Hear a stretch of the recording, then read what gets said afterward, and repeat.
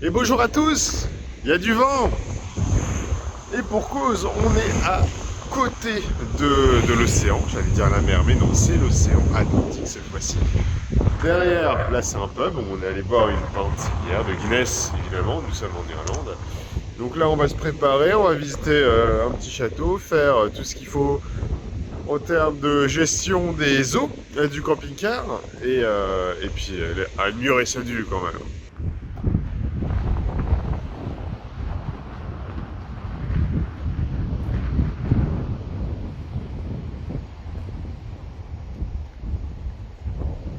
Hop là, bon il pleut, il fait pas beau, mais au moins on est à l'abri du vent. Et on a un méga petit déjeuner. Des céréales, du yaourt et des myrtilles. Et madame qui est pas très bien réveillée. Driver fou. Si on croise une voiture, on fait comment? Tu me montres ton nouveau petit mouton. Salut, je suis Bigleux. T'es content?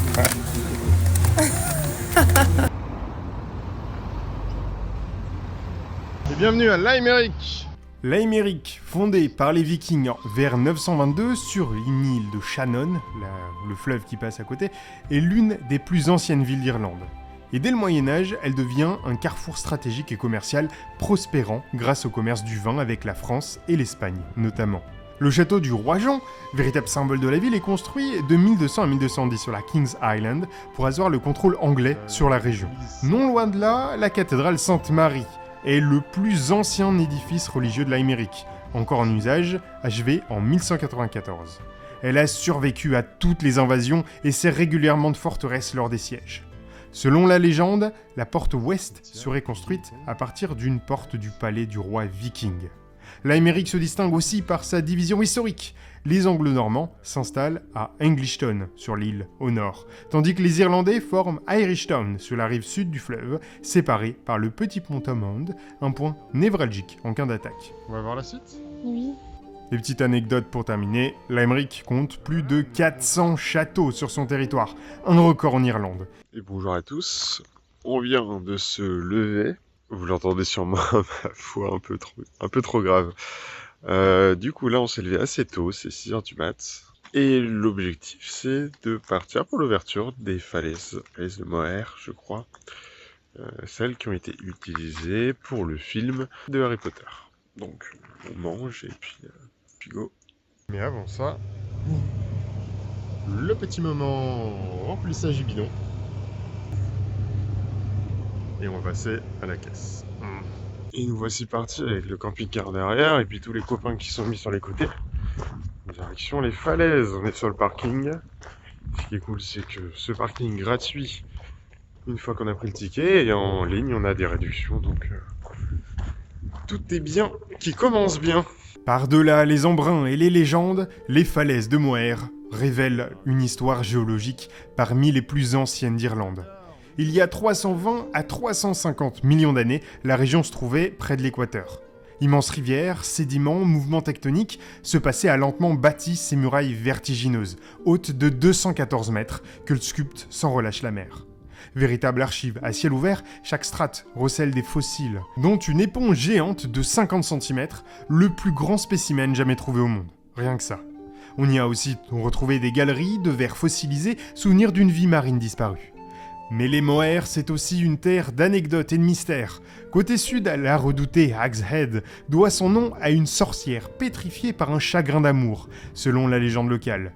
Plus récemment, en 1853, un spectaculaire effondrement de falaise a laissé apparaître, en pleine tempête, un nouveau pan de roche et dévoilé des strates fossiles jusqu'alors inconnus pour la plus grande joie des géologues.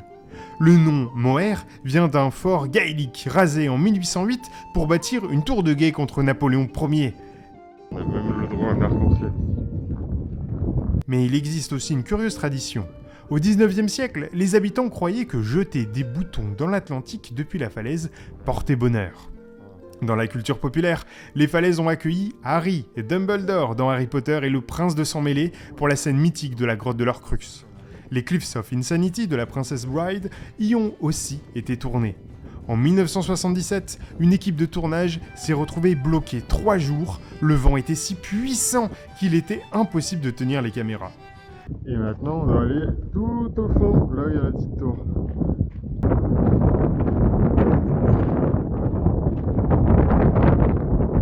Bon, au final, je disais que la météo était géniale, mais on s'est quand même pris une bonne petite averse et c'est pas près de se terminer. Là, il y a une petite accalmie, mais vent, crachin, la totale. Surtout qu'on a oublié les cacahuètes. Tu lui fais un câlin? Non. Je peux te dire que la pelouse là, elle est tendue. Hein. Les gars, ils arrivent toutes. On se fait attaquer.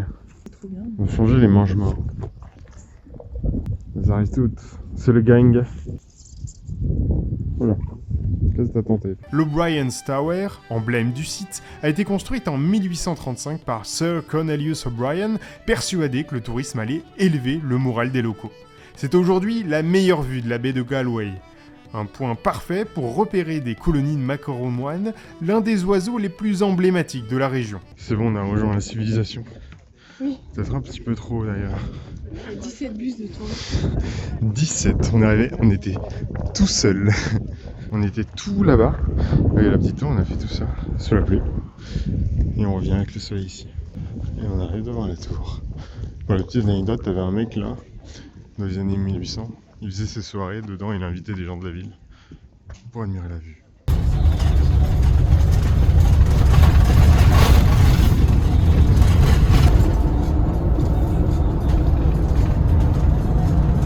Bienvenue à Galway.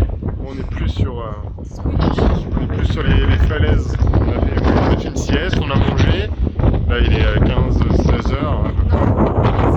Oh, putain, il est 17 heures, pardon. Et on est face à l'océan, il y a du vent, comme vous le voyez. C'est la marée basse. C'est mignon, toutes ces villes irlandaises avec ces maisons de couleur. Bienvenue à Galway, la ville des tribus, perchée à l'embouchure du vent et des marées, carrefour historique entre les mondes celtes, normands et latins. Ici, chaque pavé raconte une histoire, celle d'un simple village de pêcheurs gaéliques, devenu, au fil des siècles, la ville la plus excentrique de l'Ouest irlandais.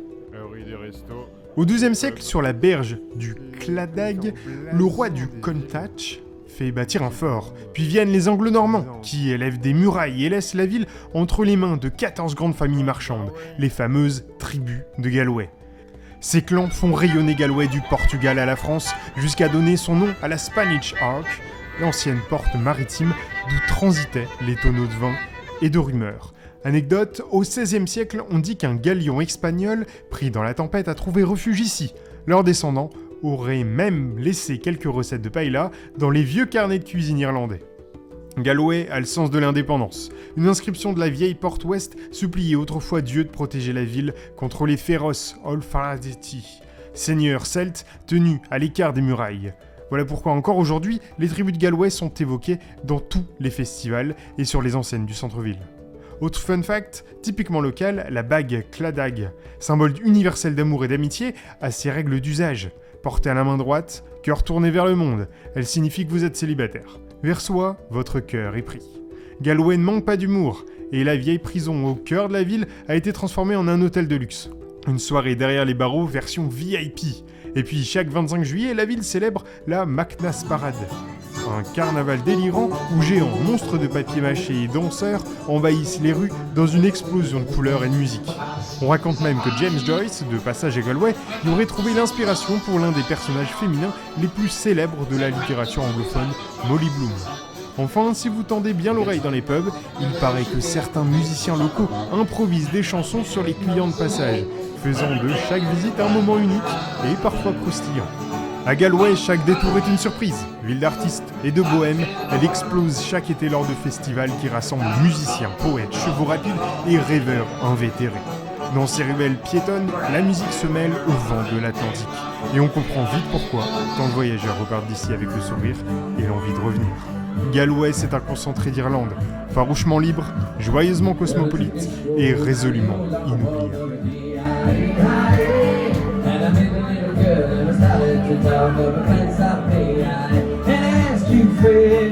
Bonjour à tous, on a roulé un petit peu hier en partant de la ville où on était. Et cette fois, on se trouve dans un lieu que vous connaissez tous par une petite chanson de Monsieur Sardou. Les lacs du Connemara. On est au milieu du Connemara. Et là, direction ce fameux lac. Il fait froid, il a plu toute la nuit. Il y a du vent, mais c'est beau.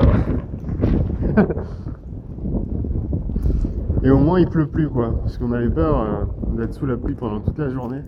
Il y a tellement de vent que ça va sortir lourd. Pour la première sortie du Kawe, on y a pensé. Mais sérieux, il se coupe les ongles. Mais c'est le moment ou jamais. Hein. Voilà. Dans l'ouest sauvage de l'Irlande, les lacs du Connemara émergent comme des miroirs d'un autre temps, lovés entre montagnes pelées, tourbières rousses et landes d'émeraude. Ici, le climat rude et l'isolement ont fait de cette région un bastion de tradition. On y parle encore le gaélique au quotidien et dans les pubs, l'accordéon rivalise avec la bruit. Chaque lac du Connemara a son histoire, sa légende, souvent murmurée à la tombée du jour.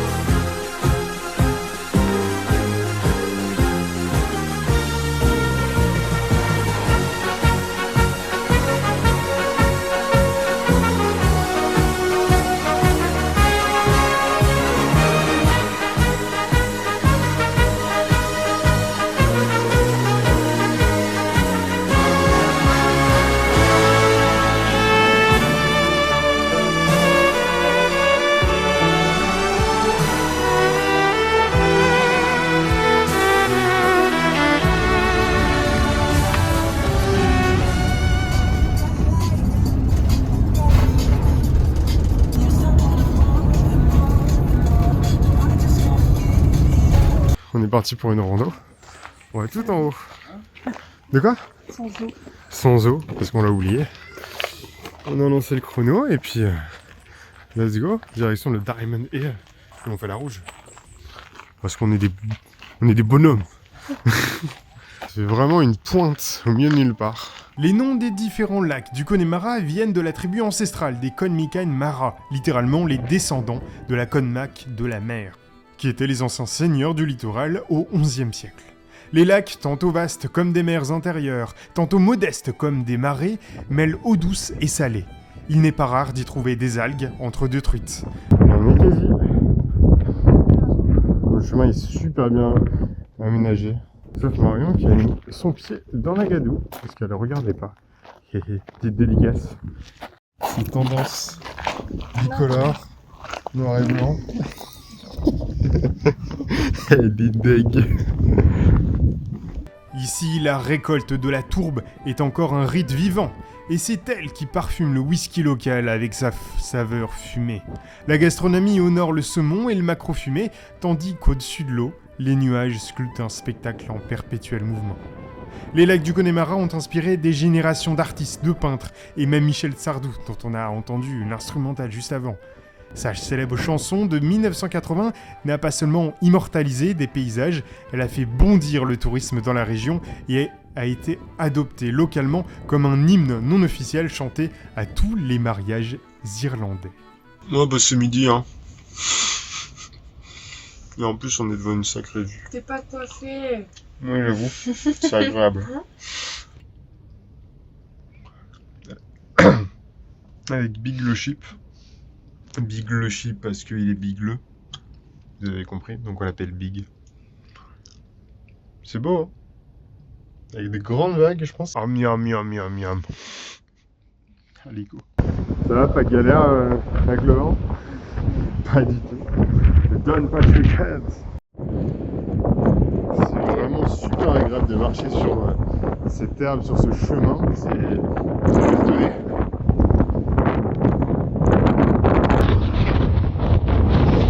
On s'envole. En vrai, ça me coiffe.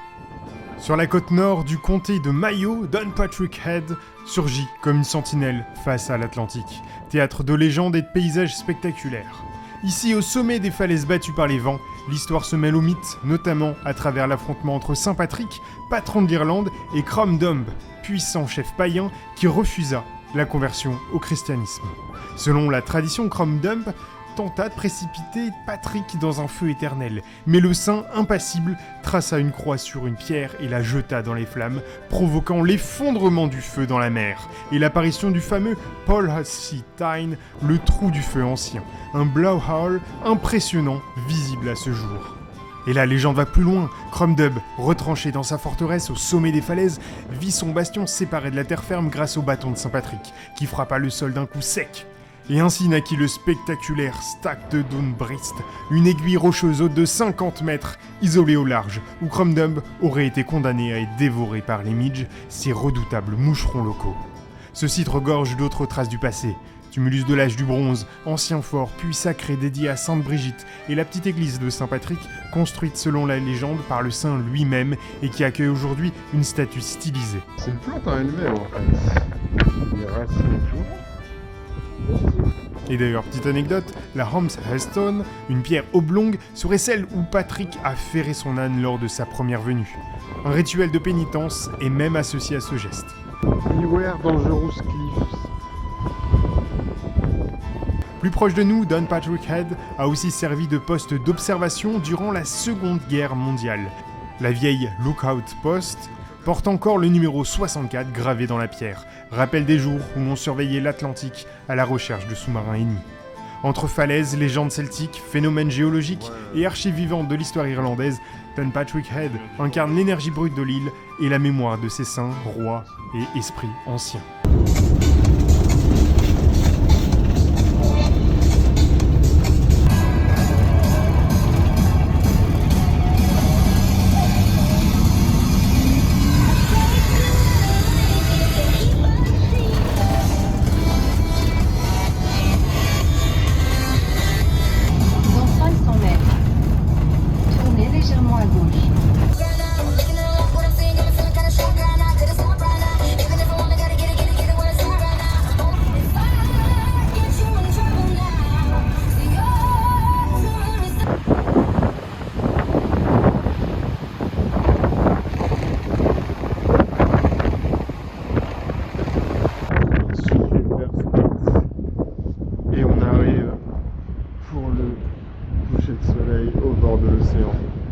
Il y a déjà un mec qui a mis sa tente d'ailleurs. Il fait froid, il y a du vent, mais c'est magnifique.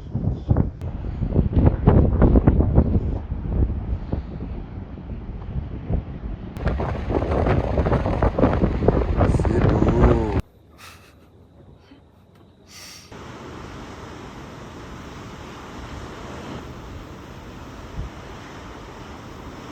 Faire trop de franco-français.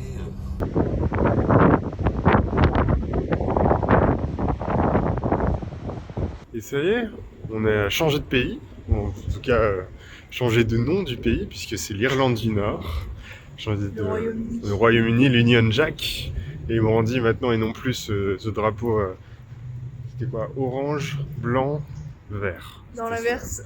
Non, ouais, j'ai essayé de pas comprendre, bref. Donc on arrive dans Londonderry, ou Bury, pour ceux qui sont contre l'Union. Les toilettes sont gratuites. Et il faut aller retirer de l'argent pour avoir des marque-pages sous forme de livres sterling. Cette ville m'a l'air très très jolie. Le Peacegate. Ça t'inspire quoi? Je sais pas, c'est très nordique. Bah, ça ressemble beaucoup plus à l'Angleterre du Nord qu'à l'Irlande. Derry, Londonderry, perché sur la rivière Foyle, est l'une des cités les plus anciennes et fascinantes d'Irlande du Nord, forgée par les conflits, la culture et la résilience. Tout commence au VIe siècle avec la fondation d'un monastère par Saint Colmcille qui fait de ce promontoire boisé un lieu sacré et stratégique. Mais c'est au XVIIe siècle que la ville prend sa forme actuelle. Les colons anglais et écossais, venus lors de la plantation d'Ulster, y bâtissent de puissantes murailles encore parfaitement intactes. Un cas unique en Irlande. C'est aussi à cette époque qu'apparaît le nom Londonderry, pour honorer les guildes londoniennes ayant financé les travaux. Lors du siège de 1689, symbole fort, les habitants protestants tiennent la ville contre les troupes catholiques pendant 105 jours sans jamais voir les remparts céder, gagnant le nom de Maiden City, la ville invaincue. On raconte qu'ils survécurent en mangeant chiens, chats, voire souris, et qu'un garçon de 12 ans, Jamie McGregor, fit feu du haut de la cathédrale pour signaler l'arrivée des renforts britanniques et libérer la population affamée. Impossible d'évoquer Derry Londonderry sans parler du bâtiment dans lequel nous sommes, son hôtel de ville emblématique, la Guildhall. Situé à 2 pas du rempart de la ville, ce chef-d'œuvre de pierre rouge en style néo-gothique avec accent Tudor est l'un des bâtiments les plus spectaculaires du nord-ouest irlandais. Construite en 1887 par The Honourable The Irish Society sur des terres gagnées sur la rivière Foyle, la Guildhall témoigne de la riche histoire de la ville et de ses liens avec Londres. Son nom rend hommage aux guildes londoniennes, dont beaucoup ont offert les 23 magnifiques vitraux qui émaillent le bâtiment, chacun racontant une facette de la vie locale, des poissonniers aux musiciens. Son horloge, réplique irlandaise de Big Ben, était à son inauguration la plus grande du pays. Sous la première pierre, une capsule temporelle a été enfouie en 1887. Son contenu, redécouvert récemment, est désormais exposé à la vue de tous.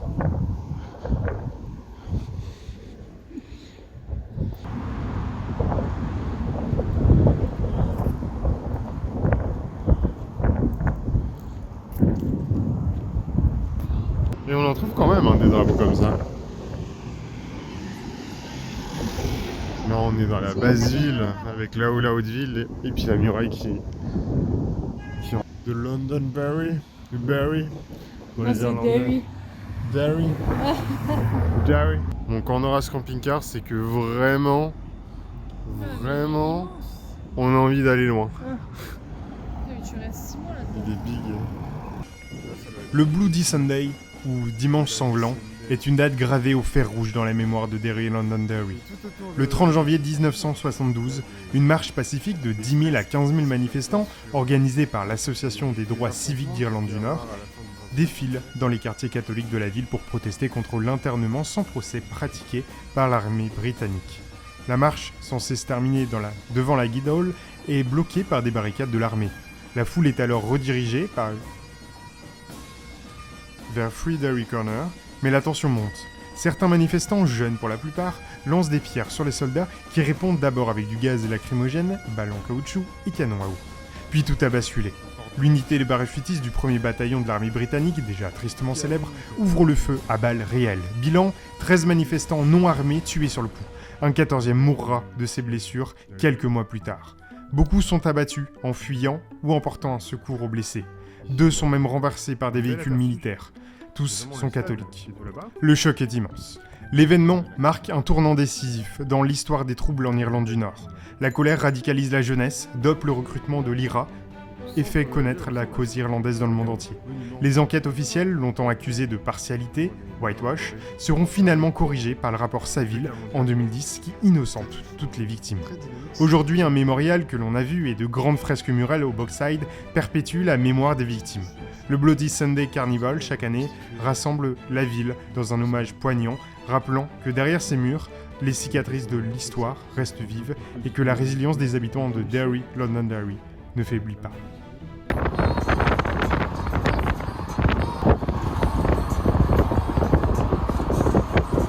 Nous avons bougé, c'est l'après-midi du jour d'après. Et nous sommes en visite sur des ruines d'un joli château qui est vraiment au nord de l'Irlande du Nord et qui est à flanc de falaise au bord de l'océan, puisque c'est encore l'océan ici. Il tient à pas grand chose. Bon, par contre, c'est un peu cher, on trouve. Genre, aller à l'intérieur, c'est 6 € par personne. Alors que c'est Non, c'est même pas 6 €, c'est 6 livres. Oui, c'est 6 livres sterling, donc ça fait 7-8 € par personne. Alors que, bah voilà, c'est ça quoi. Donc, comme je disais à Marion, c'est des cailloux quoi. C'est beaucoup plus beau de l'extérieur.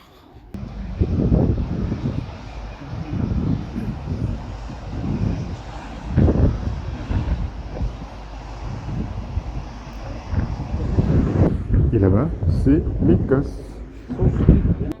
Et c'est déjà la fin, merci d'être resté jusqu'au bout. Si t'as aimé cette plongée dans l'Irlande, pense à cliquer sur j'aime, à t'abonner à la chaîne et activer la cloche pour ne rater aucune des prochaines aventures et puis des prochains épisodes qui vont venir. Dis-moi en commentaire ce que t'as préféré et ce que tu rêves d'explorer la prochaine fois. Je lis tous vos messages et ça m'aide énormément pour faire évoluer la chaîne. Merci beaucoup, on se laisse avec une petite vidéo, à bientôt.